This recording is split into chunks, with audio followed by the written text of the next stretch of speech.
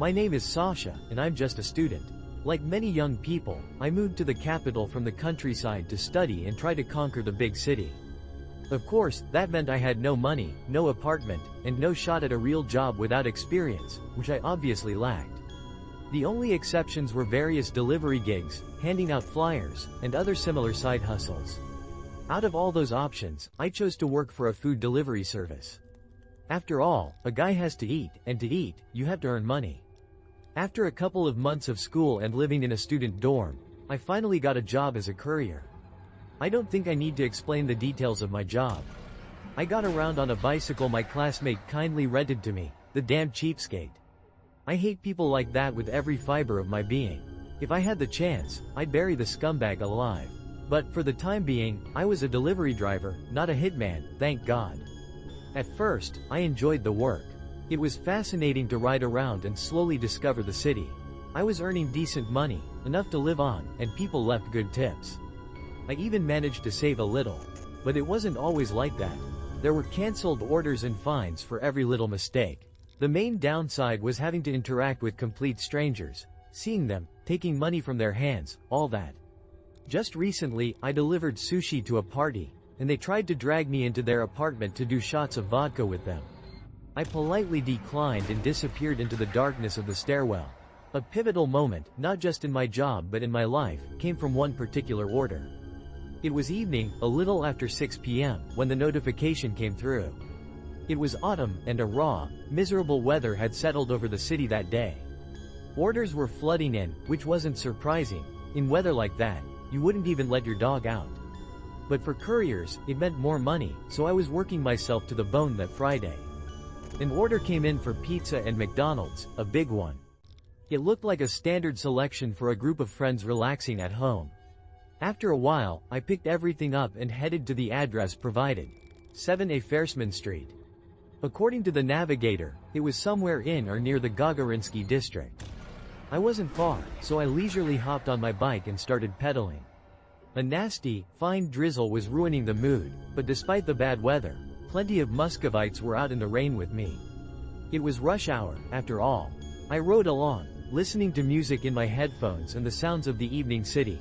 The roar of cars and the voice from my navigation app telling me where to turn. 40 minutes later, I finally arrived. The trip had taken much longer than I'd expected. I pulled out my phone to double-check my location. Everything was correct. Fersman Street, Building 7A. But when I looked up, all I saw was an ordinary, abandoned building. Did someone really order food to an abandoned building? Or was it a mistake? I checked everything again and decided to call the number listed on the order. To my surprise, the user was unavailable. I tried 4 more times. Nothing. What the hell? I thought. I asked a nearby pedestrian, who confirmed that this was, in fact, the address of the abandoned building. Still, I got off my bike and decided to go inside. Who knew? Maybe some homeless people found a lost wallet and ordered a feast. It was a stupid thought. They would have spent it all on booze first. But in this city, anything can happen, and I really didn't need another fine. Lighting the way with my phone's flashlight, I stepped inside. The building was typical. Graffiti-covered walls, reeking of urine and dampness. "Hello? Is anyone here?" I yelled, but no one answered. Just as I thought, I mumbled. "Looks like I'm having a good dinner tonight." The order was already paid for, and I'd been pedaling all day on nothing but sandwiches. I rode a short distance away and sat on a bench in the courtyard of a nearby apartment building. I placed the square delivery bag next to me, took a breath, and opened it. But instead of the delicious aroma of pizza and McDonald's, my face was hit with the horrific stench of rotten food. It almost made me vomit. There was no way everything could have spoiled in 40 minutes, an hour, tops. Especially the food from McDonald's. That stuff is made of who knows what. But what I saw that evening was something I'll never be able to unsee. The food was utterly ruined. Worms had appeared out of nowhere. The pizza crust and burger buns were covered in mold. The meat patties had turned a sickly green. I just sat there on the bench, completely baffled. Food doesn't go bad like that, not even after a week. It was impossible. I threw the whole stinking mess into a dumpster and headed back toward civilization. My mind was stuck on the situation as I pedaled on autopilot. I was so lost in thought that I ran a red light and almost caused an accident. A blaring horn snapped me out of it. Badly shaken, I pushed the earlier incident out of my head, crossed the street, and sat down in a small park to smoke a cigarette and wait for the next order. About 20 minutes later, a new order popped up on my phone. It was for pizza from the same restaurant as the last one. Great, I thought. Now I can go there and find out what the hell they're putting in their food that makes it rot in under an hour. When I got there, I told the whole story to the manager. Everyone just stared at me like I was a complete idiot.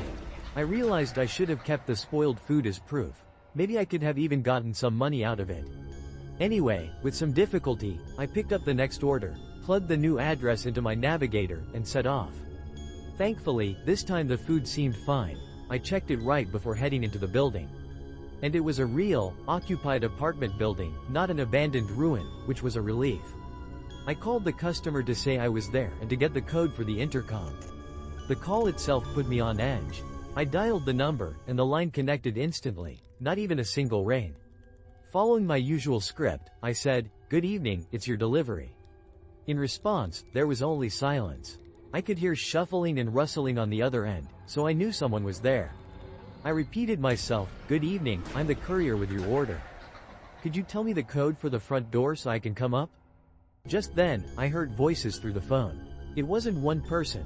Someone was whispering to someone else, or maybe to me, I couldn't tell.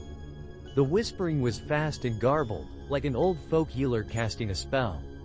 Then, abruptly, a voice said, 375, followed by more whispering. Half a minute later, the call disconnected. I shrugged, puzzled, and punched in the numbers. The massive front door buzzed open, and I stepped into the entryway. The first thing I saw were two open apartment doors. An old woman, maybe 70, was peering out of one, and a slightly younger old man from the other. "What are you doing here?" The man's gruff voice suddenly barked. I froze. "I'm a courier," I said. "Someone ordered food." Silence. His drunken eyes stared at me, and I had the unnerving feeling he was about to pull out a bottle and make me drink with him. I decided to ignore them and started up the stairs. But as I climbed, a strange anxiety began to creep in. I had a feeling something terrible was about to happen. As I passed each floor, I heard voices from behind the locked doors. "Get out of here," they hissed. Floor after floor. "Damn you, get out. Get out of here." I finally reached the right apartment and pressed the doorbell. No one answered. My fingers started to ache from holding the button down. I pulled out my phone to call again when I heard the sound of a lock turning. The door creaked open just a crack, and a quiet, normal-sounding voice asked, "Who is it?" "Courier. I have your pizza." "We didn't order anything," the man muttered, sounding surprised. He opened the door a little wider and peered out. He was thin, gaunt, and unshaven. From the sounds coming from inside, I could tell there were also a woman and children in there. "We didn't order anything," he repeated, trying to shoo me away gruffly. "But this is the address and phone number." I started to reach into my pocket for my phone, but the door was suddenly thrown open with incredible force, as if something had shoved it from the inside. The hinges screamed. I jumped back, sensing that the same thing was about to happen in reverse. And it did. The door slammed shut with a crash so violent that it scrambled my brain. Any sane person would have run like hell, but no, I decided to play the hero. I had to help them, I thought, rushing into the apartment.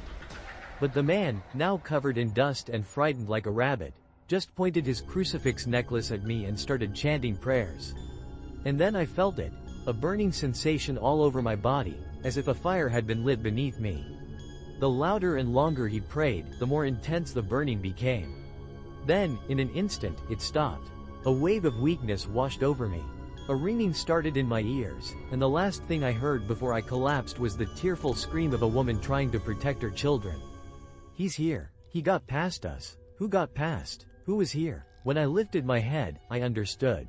My eyes caught a silhouette standing behind the poor family. In that same second, every light bulb in the apartment shattered. But that 1 second was enough for me to see what was standing in the far corner of the room. It was a 2-meter-tall monstrosity with pale, reddish skin covered in sores and boils. Its face was sliced open in the shape of a cross, exposing its teeth and everything underneath. Blood dripped from its face. Huge, cat-like eyes scanned the room, and my breath caught in my throat. I couldn't even move a fingertip. What happened next was a complete bloodbath. Suddenly, the woman was lifted into the air.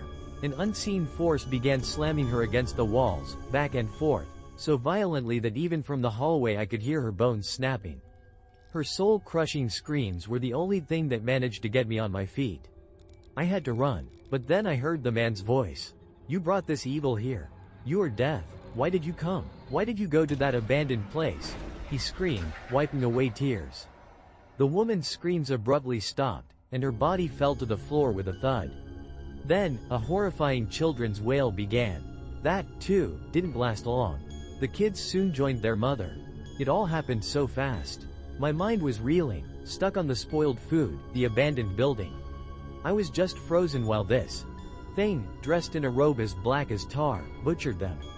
When I realized it would be my turn next, I scrambled to escape, but I tripped on the doorframe and fell. The man was screaming now, in agony. Peeking around the wall, I saw him levitating above the floor, yelling and thrashing as a red liquid sprayed from his body. From his eyes, his mouth, his ears. When I saw his eyes pop out and a mixture of feces and urine pour from his mouth, I finally bolted. As I burst out of the building, the decapitated body of the poor man who had opened the door landed just a few feet in front of me. Then his wife. And then, the children, all mangled. From every window, faces stared down at me with immense contempt. Before the residents could come out, I jumped on my bike and pedaled away as fast as I could. By the time I got back to my dorm, I couldn't feel my legs. I ditched the bike halfway and taken public transport. The news was already showing the familiar building.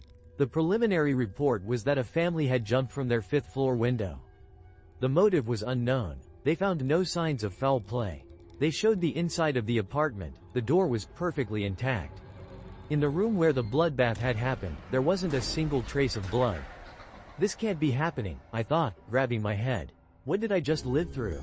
I locked my dorm room door and barricaded it with everything I had. Thankfully, there were already bars on the windows, but even so, I didn't feel safe. I sat on my bed, pulling my knees to my chest.